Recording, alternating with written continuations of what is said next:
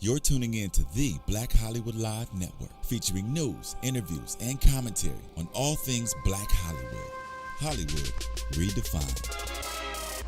From Los Angeles, California, presented by Maria Menounos and streaming live thanks to Akamai Technologies. This is Black Hollywood Live. Next, featuring intimate and in-depth interviews with Black Hollywood's next edition of stars and influencers. Black Hollywood Live. Hollywood redefined. You're listening to Black Hollywood Live. And now, the host for Black Hollywood Live, next.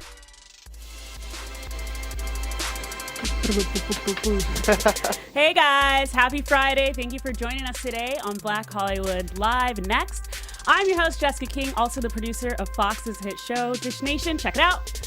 Joining me today is comedian extraordinaire Nick Purdue. What's up? Woo! Check it out. All right, guys, we have an amazingly talented man with us today. He raps, he acts, he does it all. Welcome, Jonathan McDaniel, a.k.a. Lil J. Wow, amazingly talented, huh? Amazing. I feel so blessed with that introduction. Hey, tell it like it is. Thank you. There you go. Thank you for joining us today. Thank you guys for having me. We're really excited. We have a lot to cover in this interview. We're going to go deep. Wow. How deep? Well, speaking of that, let's start from the beginning. You started your career at the very ripe age of 5 years old. Yes. You were rapping in front of Kmart. You had a bucket for tips. Mm-hmm. How did you recognize your talent at such a young age? That was thanks to my mother. She was there for me since the beginning. You know, she saw it in me. She knew my passion. She knew what I wanted to do. And she was one of those parents that, you know, she wasn't forcing me to do anything. She didn't see, you know, dollar signs behind it and, you know, this is my ticket or nothing like that. She just wanted to be a very supportive mother. You know, she's been like that with all of her children. And anything that we've always wanted to do, she's always been there for, as long as it's positive, as long as it's something that we're really interested in and passionate about. And, you know, she lets us know that it takes hard work to be able to get to, you know, somewhere out here if you really want to do something. So she was behind me. It took a lot of grinding, you know, like you said, the Kmart tip bucket. We was at the, you know, at the beach with the tip buckets. I actually went homeless due to my struggle of trying to make it, and slept in homeless shelters, slept in front of boys and girls clubs. I mean, crazy stuff. You know what I mean? But at the end of the day, like I said, no fault to, you know, my mom or my family or anything like that. This is, you know, things that happen along, you know, with just life and struggles. And we knew that, you know, with the power of God and faith that everything would be all right. That's awesome. I mean, it's really important to have supportive parents behind you. Definitely. But as a kid, you know, it's easy to get distracted, whether it's going on the playground or whatnot. How did you stay motivated?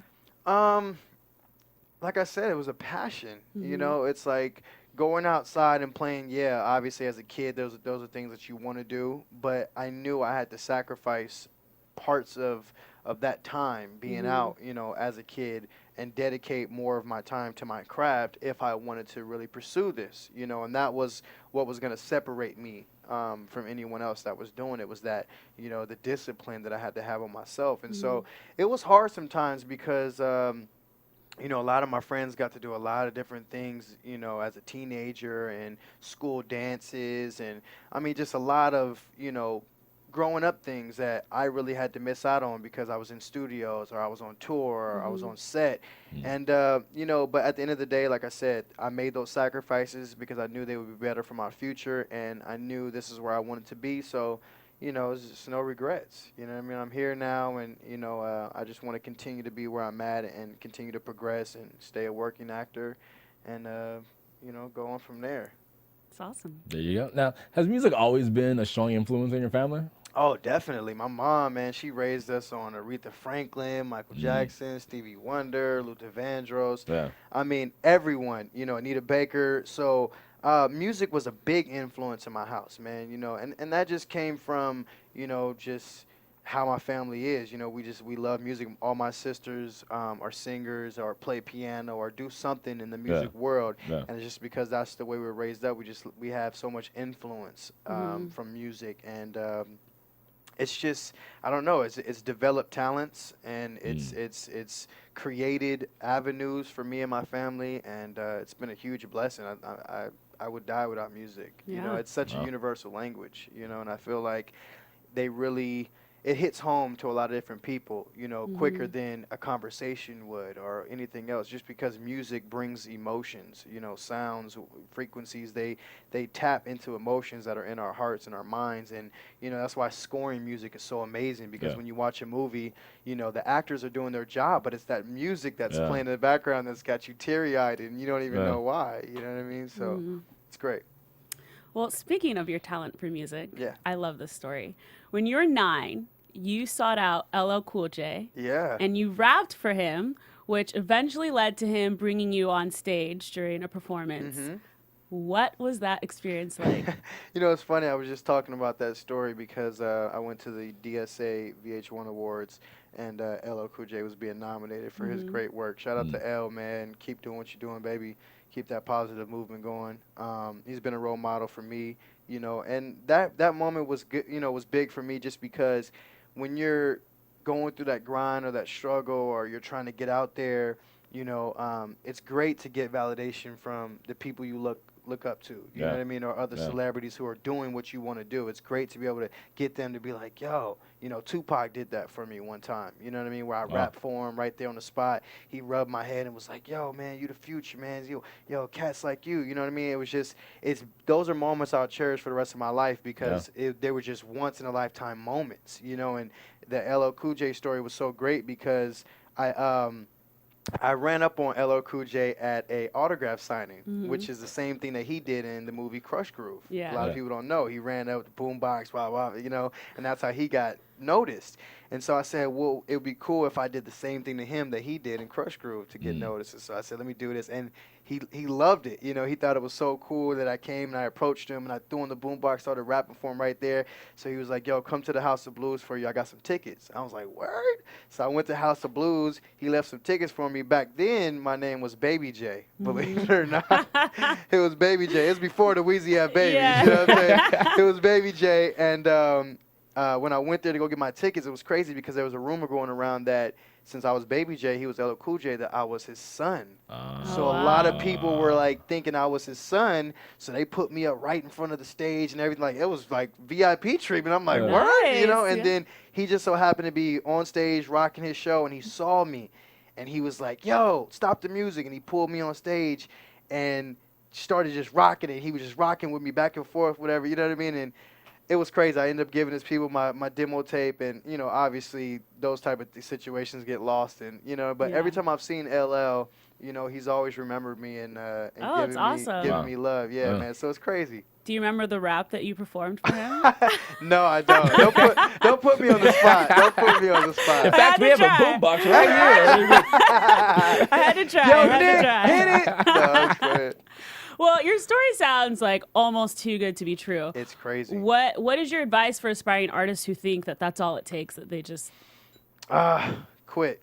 You know what I mean? Like, seriously, because if that's what you think that it's all about, or if you think that that's, you know, it doesn't take that much to get there, you should let it go, because it's very disrespectful to those who sacrifice time and effort and a big portion of their life to be able to do this. And, you know, there's a lot of people who really, like myself, who really love the craft. We love doing this. This is a passion for us. You know, like, honestly, I don't mean this literally because I got to pay bills, but I'll do it for free. Just meaning, you know, the arts and being in the studio. You know, it's just like, you know, it's a crazy high for me to be on set and to be working with, you know, Kimberly Elise and Dean Cain, and you know what I mean? It's and then to be working in the studio with Melvin Riley over here, and, you know, like, working with legends and being around other people who are living their dream, you know, it's very inspiring. And so if this is what you really want to do, you know, I encourage everyone to follow their dream no matter what, because no one should be able to tell you what you shouldn't or what you should do. But at the end of the day, you know, it does take a lot of hard work. It does take sacrifice. It does take a lot of time and effort. And what separates those who make it from those who don't is the determination, the drive, you know, the perseverance. And so I've been blessed to be able to have a great family behind me, to have a great manager, Livio Harris, who I've been with for 13 years Oh, of my wow. career. And, he's continued to just build with me and lead me in the right direction. And I've just had so many people that's joined on with me on my team and believed in me and believed in what I was trying to accomplish. Mm-hmm. That's great. That's good. That's good. So let's get into acting. Yeah. Okay, so your first breakout role was on That's So Raven. You played Raven Simone's boyfriend, Yes. Devon. Yes. Right, and so okay, now Raven always seemed so happy and go lucky. Was that how she really was on set? You know what, Raven, she is very, happy and very, just she has so much energy. But at the same time, she's a real person.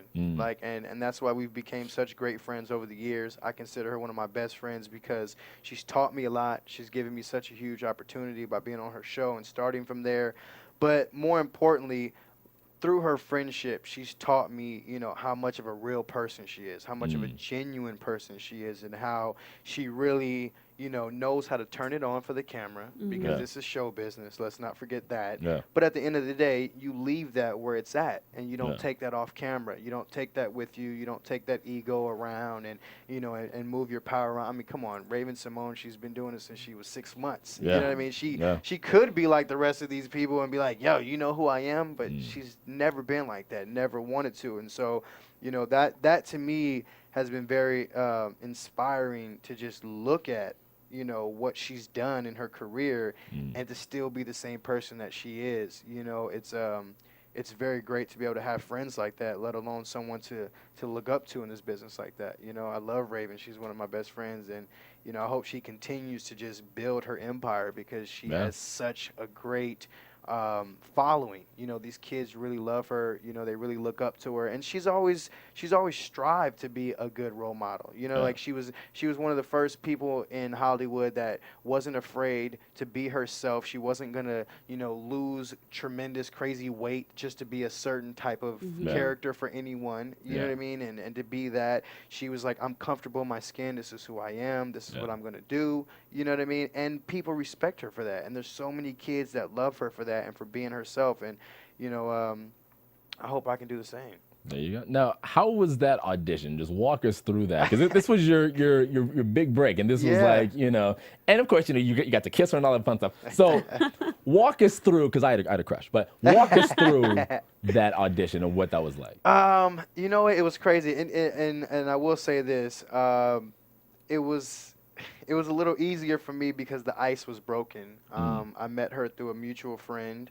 And we actually got to hang out. We all went to Magic Mountain together. Okay. Just to hang out as friends. I think it was for someone's birthday or whatever. But, the ice was broken there to where it was like I was able to be around her. We were able to kick it. We vibed. And she knew that they were looking for a boyfriend interest on her show. And at the same time, she knew I was trying to get into acting. And Oh, wow. So she like, recommended you? Yeah, she reached out to me and she was like, I have a great opportunity if you would like to take it, just come on the show. It's not promising anything crazy. I can't promise you the role. I can just only promise you the opportunity. So I was like, no, of course. Awesome. That's all I want. And so she took me, I went to the Disney building in front of the executives with Raven. We read some scenes. And it was the most craziest thing ever because, being my first real acting job, I didn't know anything about the technical part of acting, the way to turn and the way to, be on camera. And so they took a chance on me. They really did, and that was a big thanks to her and her pushing for me. But they took a chance on me to play Devon Carter on her show, and it was only supposed to be for 2 episodes, and it ended up leading to like 3, almost 4 seasons. So it was a great opportunity, but it was nerve-wracking being in there in front of executives that I've never been in front of and acting with Ravens about, That's so scary, but the fact that we had already had the ice broken, we had a little You're bit of comfortable with chemistry, each other, so it was cool, and I think that's what helped. Yeah. Well, considering that you were so new to acting, like you said, you hadn't had any training or anything like that, and Raven, of course, was already a very seasoned actor by that time. Did she give you any advice? Oh, yeah, definitely. She, a lot of the other actors, Orlando Brown is like my play brother, Annalisa Vanderpool, who's amazing, who played Chelsea on the show, Kyle Massey, who's dope. They all helped me a lot of the time with a lot of the scenes and being able to work on them. And a lot of the times they helped me by clowning me. and that was just fun love, and friendship. But it was just to let me know, like, look, you got to be on your game. You got to step it up. They would. I don't even want to say this, but it was funny. They would do things like we'll be in the middle of a scene, and Raven would just look at me, and she would be like, "Okay, so now let's do it again, but this time, can you act?" But it's just fun, you know what I mean? But it's just like she would crack on me all the time because she would be like, listen, this is what it is. It's, you got to be able to step it up. And, I love that about them, that they gave me that hard love because that taught me a lot, and it taught me how to have a tough skin in this business, because it is a business and it's about coming in, handling your business and leaving it where it's at. It's work. Well, knowing that you were so new to this and that everyone else had kind of been in the game for a while, did you ever feel like you had to prove yourself on that set? Definitely. I mean, all the time, especially since I wasn't like a series regular on the show. I was a reoccurring. So every time that I would come back, they would give me more and more material and more scenes and more things to do. And so it helped me be able to prove myself because I wanted to let people know that, this is something I'm very passionate about and I'm willing to learn and grow. I don't know everything. Even now, that people have given me a lot of credit towards my acting and a lot of props and praise, I still take it upon myself to not really, hold on to that. I appreciate it, but I don't hold on to it because it's still all about growing and it's still about getting better. And I have a long way to go before I'm, to the Denzel level or anywhere else, Yeah. What were some of your favorite moments that you've had either on the show or just, on the set behind the scenes? Definitely behind the scenes. I mean, we clowned so much on that set, and that's just because it was a kid show, so everyone is young, so everyone wants to have fun.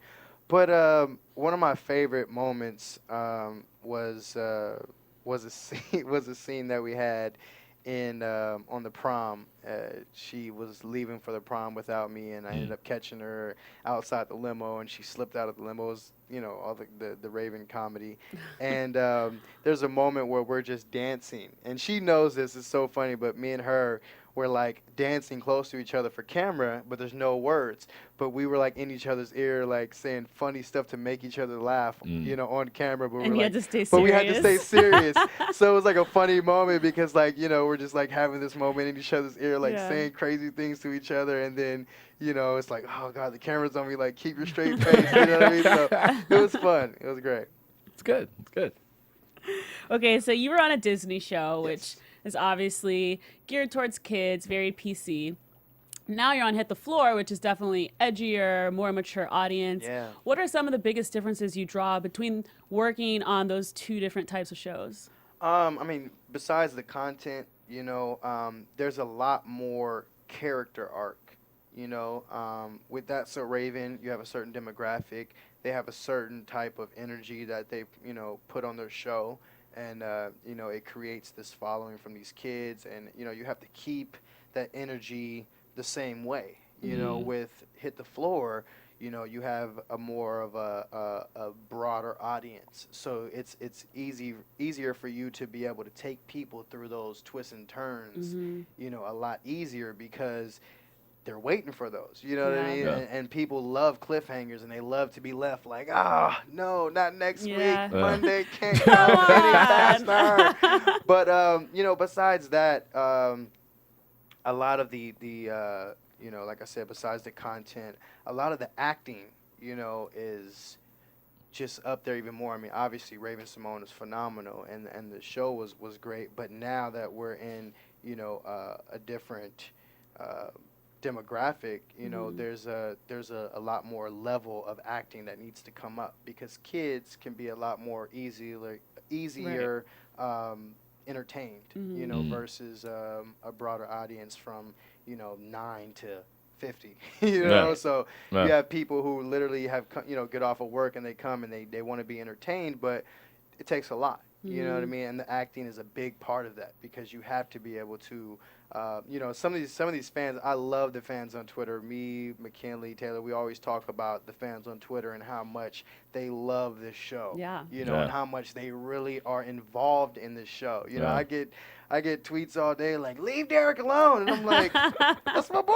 Like, what can I do? We're I mean, friends I know in real life, I promise. that's my boy. You know what I mean? Like, but at the same time, yeah, when we hit the set, we got to play those characters. Yeah. And it's like I said, it's credit to the actors. You know, they hate Yelena, and that's because Logan is such an amazing actress, you know, and so it's great to be able to make that transition. It's very hard for a lot of people to be able to go from teen, tween type of television show to an adult television show, and so I'm very proud of my transition, and I hope that people can take my work now and consider it to be more serious. Yeah.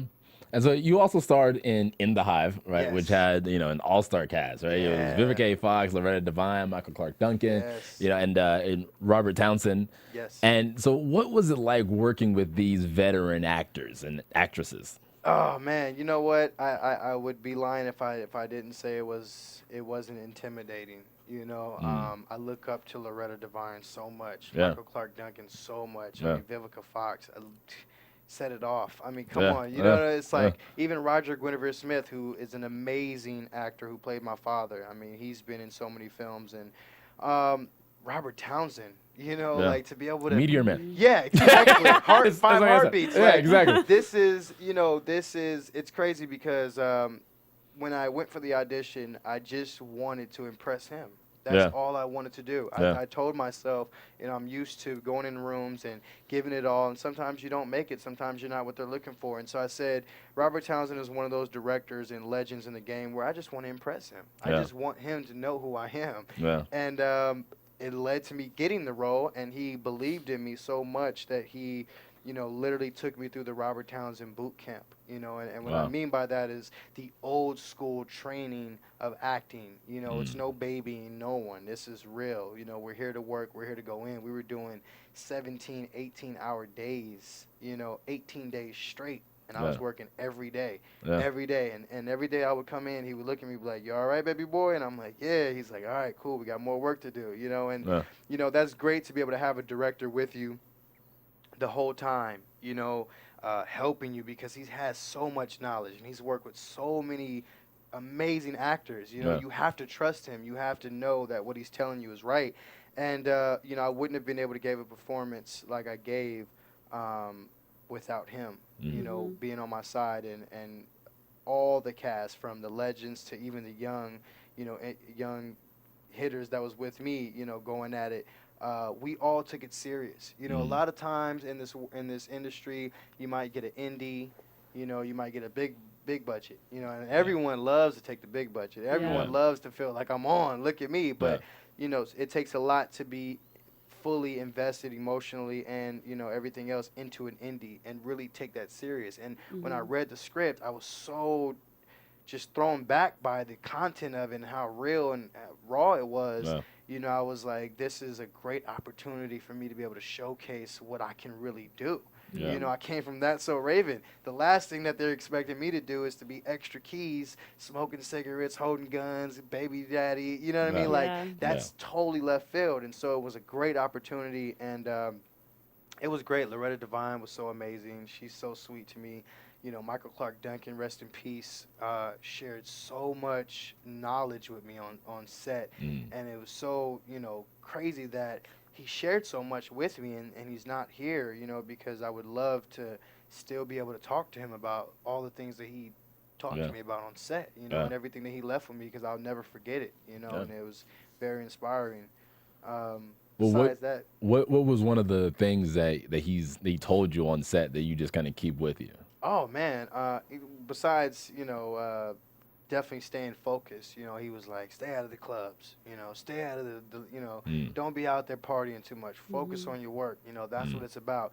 And then he told me, he said, let me tell you what the great Sidney Poitier told me. And I said, yeah, what was that? He said, when I was nominated for Green Mile, he said, he told me it's not about the quantity of your work, it's about the quality of your work. And that stuck with me because it let me know that you do have to take even the the scripts and the opportunities that you get, you even have to take them seriously enough to be able to question them whether they're good for your career. Yeah. You know, and sometimes it's hard to do that because, like I said, in this industry, it's nothing's promised. You know, you need checks, you got bills. So sometimes there's a lot of actors that take, you know, roles for the money. Yeah. And you got to think about that sometimes because money's not everything, but your work is, because it's always going to live on forever. And so that was one of the things that stuck with me. I'll never forget it. You know, rest in peace, Michael. I love you. You know, he's a good dude. Yeah. Well, In the Hive is basically about at-risk youth who Yes. live in a poverty-stricken area and they don't have access to much technology or internet. Yes. And of course, that tremendously limits their production and the way that they live their life. Definitely. So technology at our fingertips is something that we take for granted every day. Yes. How did working on this film open your eyes? I mean, I did so much research on this film that you know, I don't want to get into too many depths about what I found, but I found that there was an opportunity for internet to be available to everyone for free.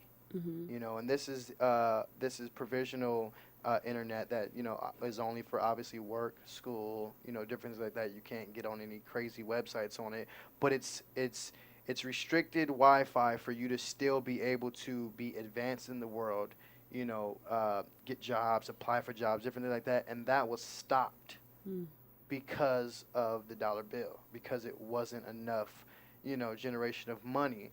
And Right. so when I found that out, I was like, man, you know, it's really sad that we have the opportunity to be able to, you know, you go in Starbucks and it's free internet Yeah. Yeah. for everyone. You Everywhere. got 300 people in Starbucks sharing their Wi-Fi. Yeah. And then you have a story like this where I actually met the real kids from North Carolina who the story was about, who flew out to Los Angeles, and it was their first time being on an airplane. Wow. You know, and they got to us, and it was like a world that was so new to them.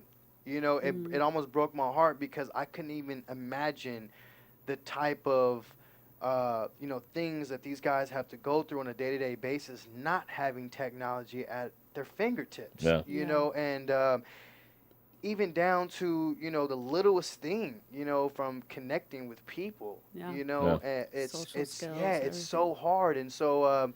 By doing this film, you know, it definitely awakened something in me that just made me feel like, you know what, we have to do something about that. This is in our own backyard. This is in America, and it's crazy how we have so many wealthy, rich people in the world, but then we have these little places that are just so poor. Yeah. And it's Yeah. like, Everyone forgets how? about. Why? Yeah. Yeah, you know what I mean? And I think that needs to stop. I mean, technology is such a huge thing. We were so blessed to actually have AT&T come on and do a lot of our screenings for the film. You know, they really truly got behind us and believed in the film. And that was amazing because we got so much awareness to technology in Yeah. a lot of neighborhoods where a lot of people weren't really, you know, computer savvy or didn't really know how to apply for jobs or do anything like that. I mean, the place that this was written about, 90% of the individuals don't have internet. Wow. And that's crazy. crazy. That's crazy, And yeah. there's a 50% dropout rate, and you wonder why. Mm-hmm. You Yeah. know, and Yeah. this lady, Vivian Saunders, who the story's about, she saved these kids, you know, and she really gave them a chance. Yeah. Yeah. Wow. Well, let's get a little lighter. A now. little deeper. Yeah, let's get Lighten a it little back On a up. lighter note. Let's talk about rappers. All Ah. right. So, you know, there's a lot of rappers out there who, after they've, you know, kind of crossed like a certain point, they drop the Lil Yeah. in their name. But there's some who kept, like, you know, your Lil Wayne, and, you know, there's a couple of, like, Lil Jon still has the Lil in there. So what was kind of the decision that you had when, you know, you really went into acting and you said, okay, I'm going to drop the Lil J and just be Jonathan McDaniel as the actor? Well, to begin with, you know, Lil J, that was my introduction into the industry, and so I had to make sure that I held on to that long enough for people to be able to grow with me and to know what the transition was going to be. Lil J was never my idea of what I wanted to be called as an actor.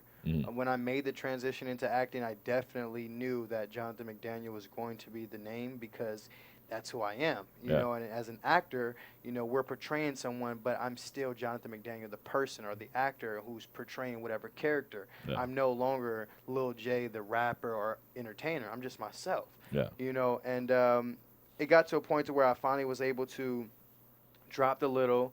And now I just dropped a new EP on iTunes called Genius Child Unknown, and it's under the artist name just Jay. It's just Jay by itself. And you know, I just want people to be able to. It was easier for people to be able to make the connection. You know, if you have Jonathan McDaniel, who's the actor, it's easier for me to just take the first letter of my name and just say, oh, now it's, you know, Jay, the artist. You know what I mean? It's just easier. And so it was just a time in my, you know, in my life where now people are starting to understand. They're making the connection. They know that Lil J is Jonathan McDaniel. Jonathan McDaniel is Lil J. Yeah. And so now that that's there, I feel like it's a great time for me to be able to drop that because it's a part of, you know, my old Persona. you know. And now, you know, I want to be taken as who I am, which is Jonathan McDaniel as the actor and Jay the artist. So don't do like a whole Diddy thing, you know. 'Cause Nah, we don't, nah, you know, Can't keep changing Yeah, it. your baby J, Lil Johnny J, Mac, Johnny Mac, you know. Lil Jizzle Dizzle. Next year, Yeah. Be the artist formerly known as. Jay. That's it. Just Harley- Period. yeah. Well, congratulations are in order. Thank you. Congratulations on season 2 of Hit the Yeah, Floor. yeah. Phil, can you get some applause? Woo! Man, All right. man, all thanks to VH1. Thank you. Well, first seasons are always very stressful. Yes. What was your reaction like when you heard the amazing news that you guys have been picked up again? Oh my gosh, I literally, I wanted to break down and cry. It was such a blessing to be able to get that call, and I was lucky enough to get that call from James LaRosa, who was the creator and head writer of the show and producer, and he called me personally and told me, and it blew my mind because, you know, I was just talking to Nick about this. Nothing is promised in this industry. Right. Yeah. So you could never walk around thinking that you always have a job or you're always on top or whatever it is. You just never know. So Yeah. you have to stay humble. You have to stay hungry. And I mean, definitely it was big hopes that we would get picked up, but there's nothing like that validation when you get that call. Yeah. You know, Yeah. and I remember I was actually going to go pick up my cousin. He was getting into town, and I couldn't wait to pick him up because I was like, I need someone to be able to tell. Like, this is eating me up, you know? And, you know, that weekend I was able to do a nice intimate barbecue with my family and, you know, just sit down and talk to them about it and, you know, talk to my mom about it and, you know, to see that they're so proud of me and, you know, how far I've came and, you know, right now where we're at with season 2, I mean, you know, it's such a next level situation, you know, because you obviously want to continue with 3, 4 or whatever else, you know, and so now it's that dance, you know, of how do we continue, you know, and how do we build, you know, and so now, you know, I'm working on a lot of different film opportunities and a lot of music opportunities outside of season 2 and the show, you know, just to be able to kind of big up my my status or whatever you want to call it. Build you know that what I mean? resume. Yeah, build that resume. So therefore, when season 2 comes up, it's even bigger, which I know a lot of the other cast is doing too. I mean, I'm sure everyone is going to expand their careers off of this show, you know, and it's great to be able to have a platform like this. You know, VH1 really gave us a platform to start off, you know, in this industry as far as like where we want to go now, and you know, to be on a #1 show going into another season. I mean, it doesn't get much better than that. It's like you know, it's like it's crazy. So I feel truly blessed and honored. Without the fans, shout out to all the fans that watch the show every week. My Team German fans that love me on the show. You know, it's amazing. I can't feel any better about it. Yeah. Now, and so, you know, for all the Team German fans, what can they expect, you know, from German in season 2? Like, what new developments do you think German would get himself into?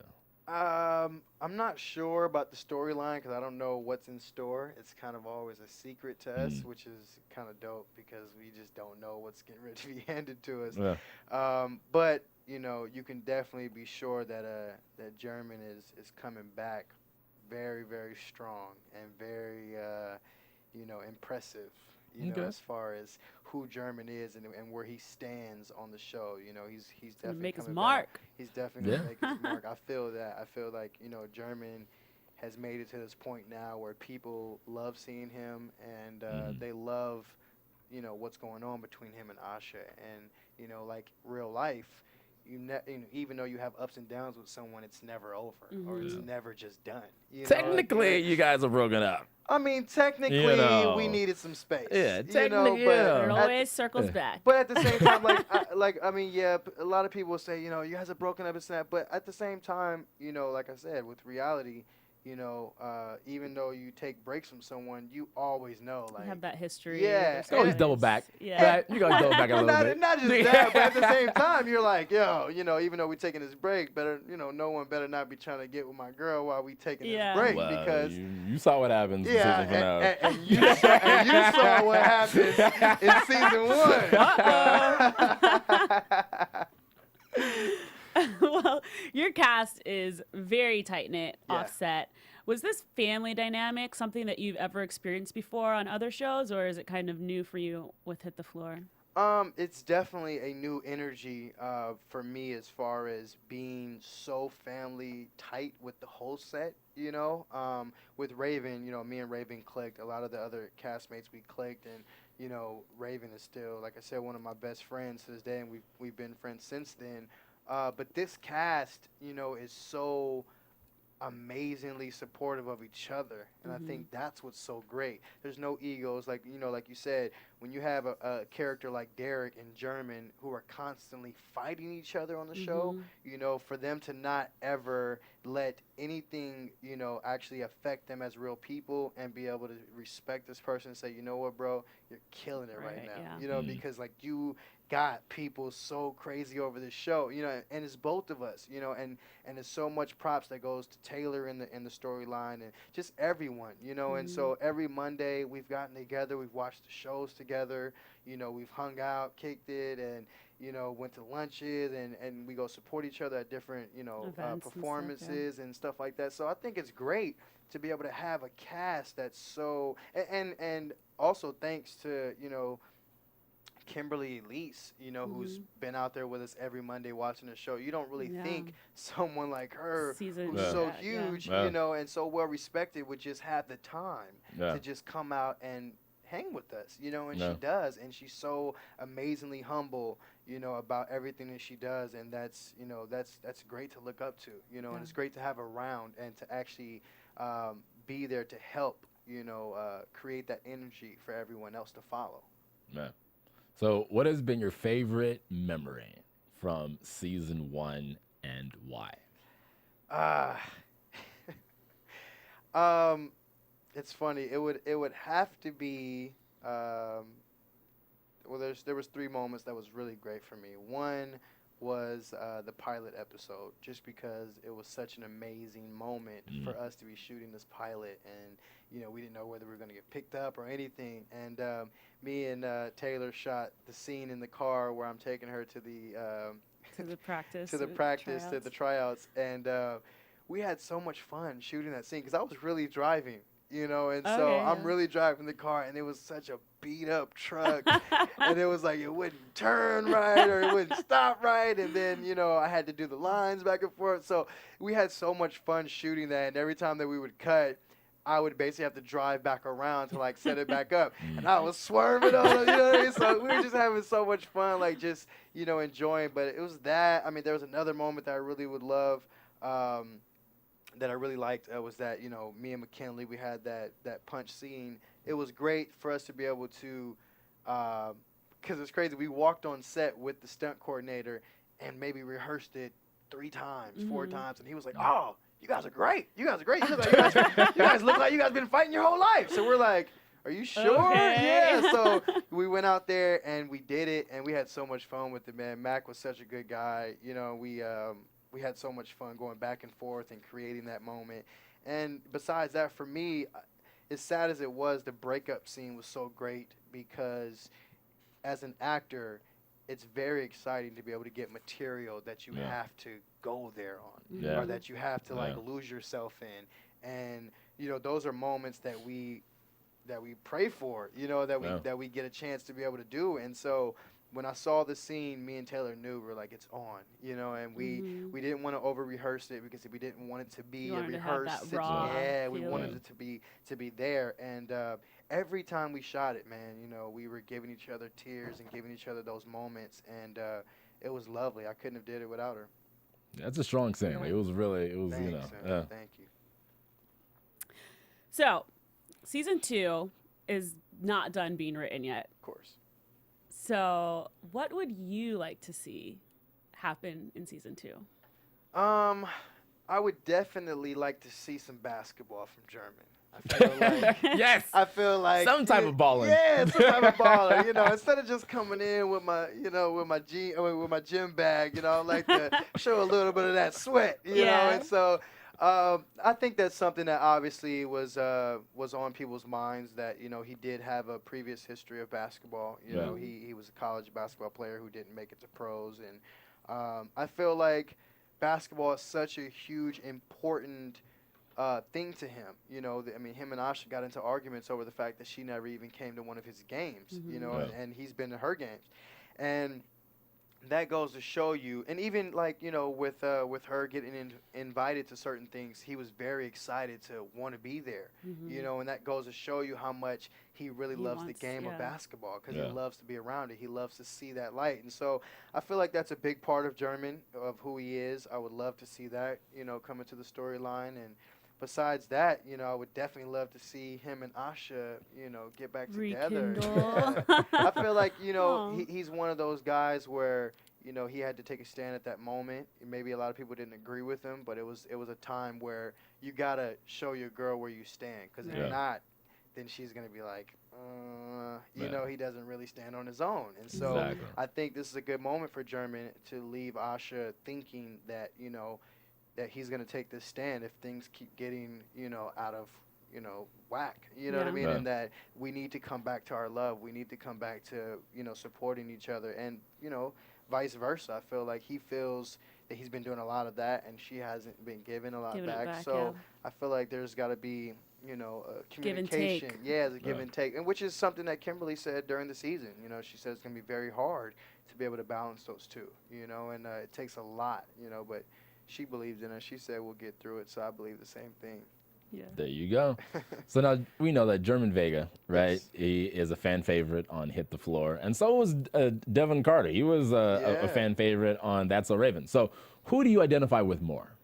Definitely German. Devon Carter was definitely that, boy next door that hadn't yet found out that he was, good enough to be able to get any girls. He was still in that puppy love phase. And I feel like I got you. But he bring him back. Yeah, he just wasn't ready. I mean, it's kind of one of those things where, you see like a young, a young good-looking guy or whatever, and you're like, yo, man, you stay focused, stay doing what you're doing, you're going to progress and whatever. And, but at the same time, there's a lot going on with German that I relate to, just as far as storyline, because it's so much more real, and there's real insecurities in German that I find to be so true to the character and true to reality. Because when you have, your girl who you're very protective over get into a world that you already knew about or was already in, what comes along with that. So a lot of your overprotectiveness could sound very insecure and could sound very jealous and, and salty. You know what I mean? So I felt like that was such an amazing part of his characteristics, only because there are guys that go through that.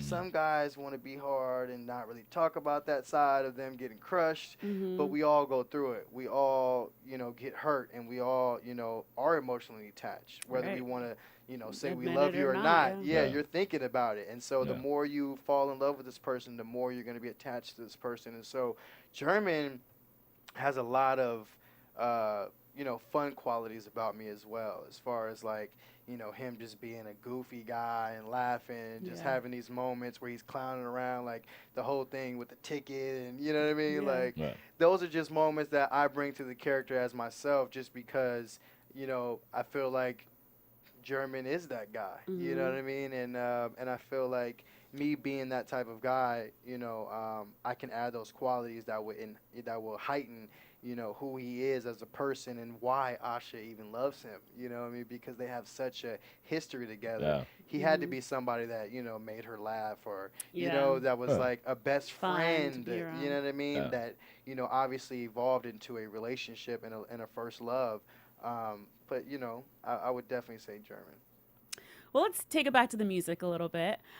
Your latest EP, you mentioned it a little bit earlier. It's Yes. called Genius Child Unknown.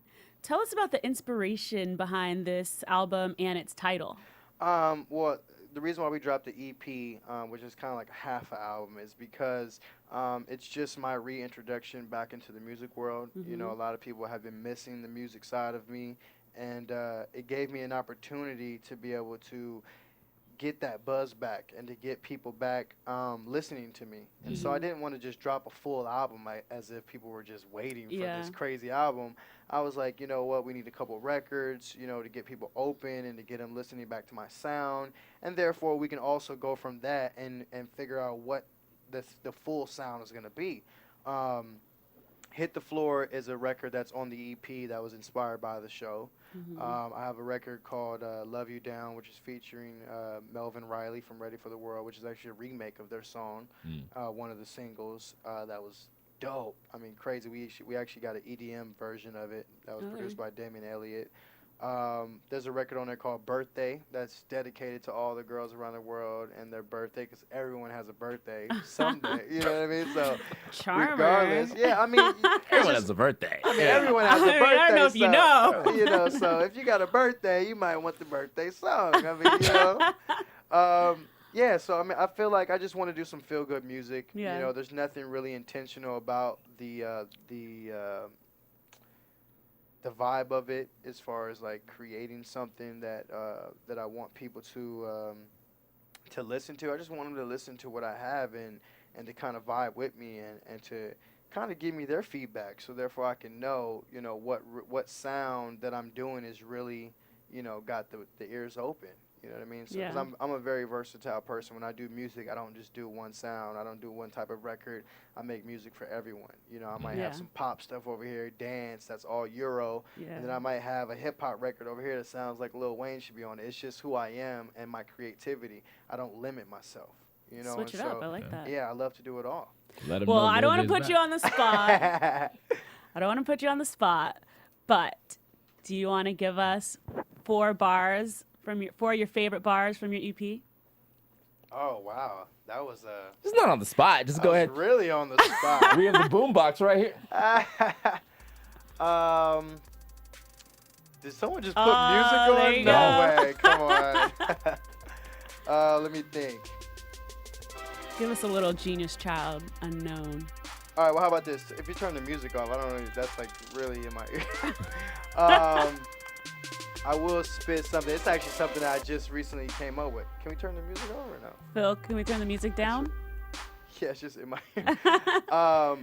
It's just something I actually just was spitting recently. I just laid this down, so this is something fresh. that nobody knows about. Yeah. It's crazy. It's Nice. a record called Models that I did. And basically, I started off, I was like, I'm looking for them Tyra Banks. I'm looking for a Salida Banks. I'm a Fresh Prince, no Ashley Banks. In Bel Air with this cash and drink. Who you kidding? I'm with 4 Giselles. Kate Copper, no Ezel. Top models giving peep shows off Clico, and we so derailed. Oh, I'm so... Yeah! But, just a little something, man. Love You know what I it. mean? Love it. Lil J's back. Just a little swag. Just a little swag. There you go. You heard it first here. There you go. There you go. You recently said that your dream role, right, was to play Yes. President Obama. It would be a big dream role for me to be able to have the honor to play that, yeah. So why do you think that role would be good for you? It would be good for me, I mean, obviously for my career, definitely. But besides that, it would give me a character that um, that I would never be able to, imagine having the opportunity to portray. Mm. But a lot of people say I have a lot of his features, or I look like him in the younger days, or whatever the case may be. So I figure I can take that, Mm. And really jump into who he is, as a person, and really bring out the real characteristics of Obama, because he's very charismatic. He's very charming. Yeah. There's a lot of characteristics that a lot of people miss, from Obama. And I think that's the reason why they like him so much, and a lot of people don't know why they like him. But it's just because he's so charming, and the things that he says to you, you truly believe in. And I feel like there's passion behind what he says, and there's passion behind what he believes. And I feel like in a president, let alone in a person, that's very rare to see someone that's so passionate and really behind their views of who they are. And I know the younger Obama was that even times 10, because he wasn't the president, and he didn't have to really focus or watch Worry what about that he stuff, yeah. exactly. He was able to be the outspoken person that he was. And that's something I'm very interested in. I'm very, captivated by who he was before he got to be the president, because obviously I don't think that I would have the capacity or look to play the older Obama. Maybe that might be like a Will Smith situation or something, but I feel like the younger Obama, the his college early Obama, years. when he was just getting into politics, I feel like that's an amazing part of his life that a lot of people don't know, and I would love to be able to be that Obama. If I could just capture that moment into the presidency, you know what I mean? Like, there's a lot going on there. And he's from Chicago, so he's like a real brother, you know what I mean? Yeah. So When he first met Michelle. when he first met Michelle, which is crazy too, because I honestly would vote for Taylor to play Michelle. Wow. Because we talked about that, and I was like, you know what? She would be a dope Michelle. I actually can see Taylor Page being a Michelle Obama. Gotta start There you brainstorming this biopic. I want a producer credit. I know, right? How do we get it on this? Well, on the topic of Obama and current events and whatnot, he recently gave a speech about the Trayvon Martin case. And amongst other things, he had said that could have easily been him 35 years ago. And he said that he wondered if Trayvon was white, if the outcome would still be the same. And he's gained a lot of criticism on that speech. Some people are saying he was being divisive and that it kind of injected race into the case. What are your thoughts on his speech? Do you think that the criticism is appropriate, or? I mean, I don't really have an opinion on whether it was appropriate or not, but as a person, when you hear someone say something like that, what do you first think? Do you truly believe in your heart that that might be true? Because if you think that there might be some truth to what he's saying, then maybe there might be some truth to it. If it really hits you when he says it, and it's like, and you think about it, then maybe it could be, a situation. As far as my opinion on the situation and the whole racial thing, I felt like it was beyond racial. I felt like it was more of, stereotypical. If Trayvon Martin didn't have on the hoodie and he wasn't just looking stereotypical to this person, I don't think he would have. And like I said, the fact that he was an African American male, that helped him be stereotypical. And so I feel like the world puts these images on people, and definitely, African American in a hoodie walking around any neighborhood is going to always make people think thug. It's going to make people think robber. It's going to make people think, he's a person of danger.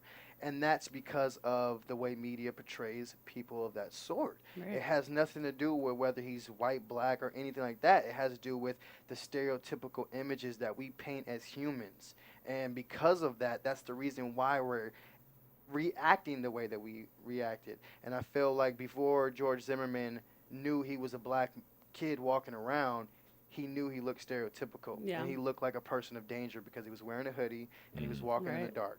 Other than that, we all know what is true and what's not true as far as the racism is concerned. And, that's just opinions for everyone to be able to have. But like President Obama said, if he says that and it dawns on you that that might be That could be the case. that yeah. could be the case, then possibly some truth is in that. Yeah. Yeah. So you grew up in Long Beach. Yes. Right. And so, living in LA, it's a luxury that a lot of actors don't really have, because they come here to be successful. So, you've had your family around you through your entire journey. So how has that been, like having that backbone support, like literally in your own backyard?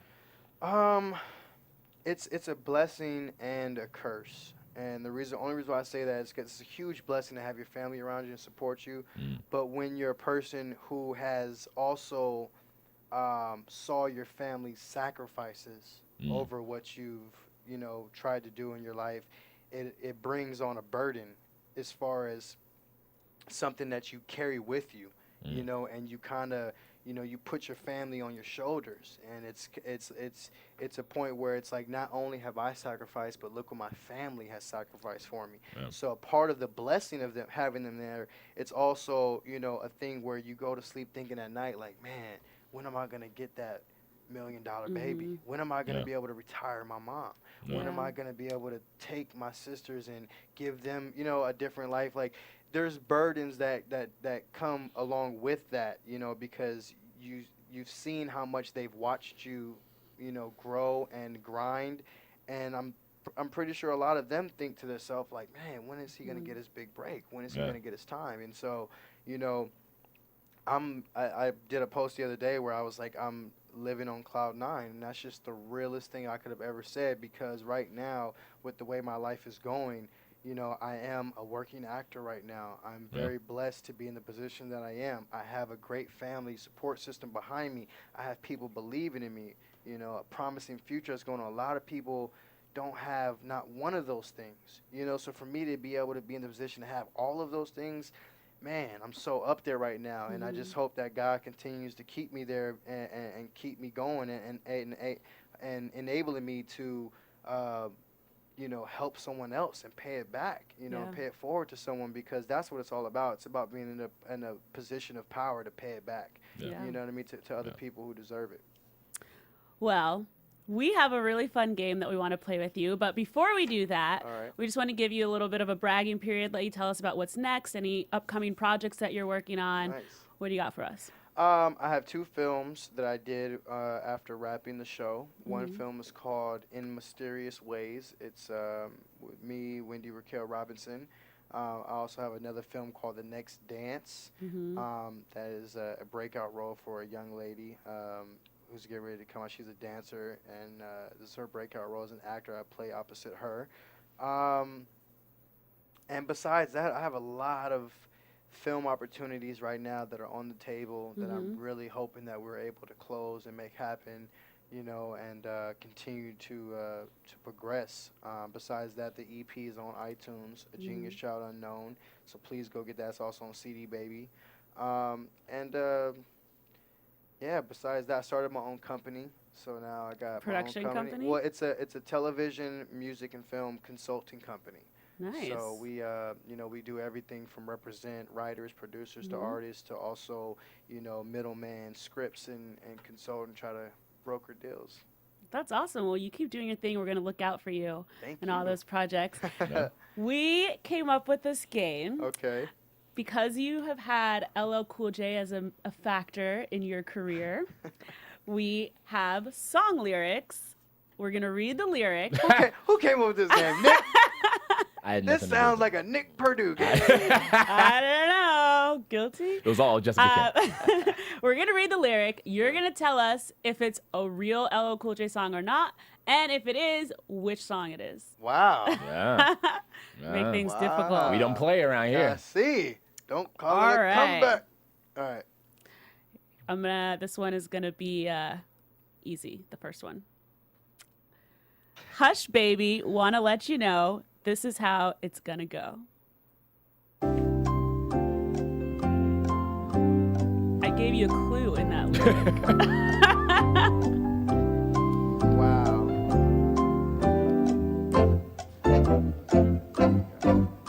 I would say yes.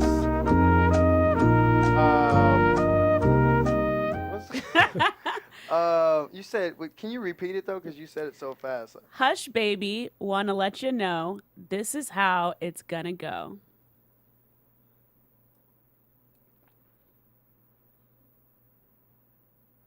Wow. It sounds like something LL would spit. He's a ladies man. I don't know. Hush, baby, this is how it's gonna go. This also sounds like something I would write. All right. Well, you're right that it is an It LL is. song, but you get a half point since you don't know what Because song I don't know it is. what song it is. And it's Wait, from the is song it- called Hush. Yeah. What? Hush, baby, gonna let you know this is how it's gonna go.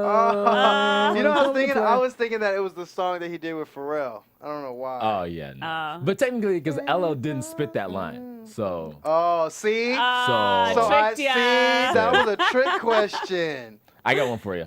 All right. Here we go. No time to sip mo's with hostess. Never mind what the total gross is.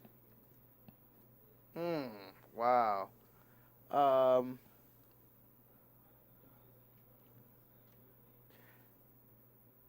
I want to say yeah, but I don't remember what song that was, so I'm gonna say no.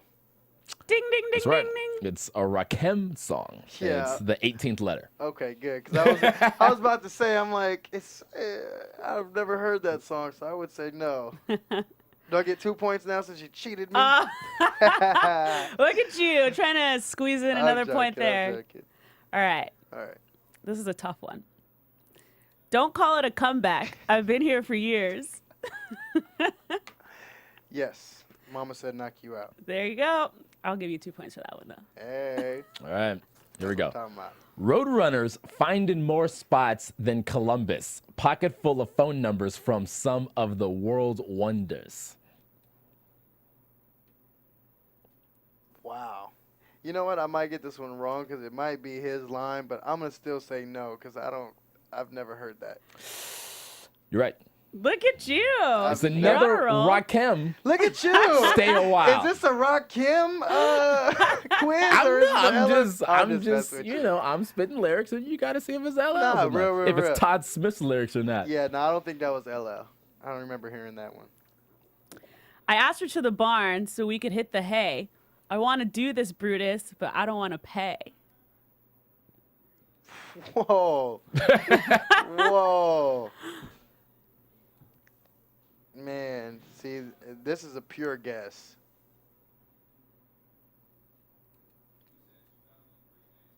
I would say yes. Which song? I don't know the song. That's why it's a guess.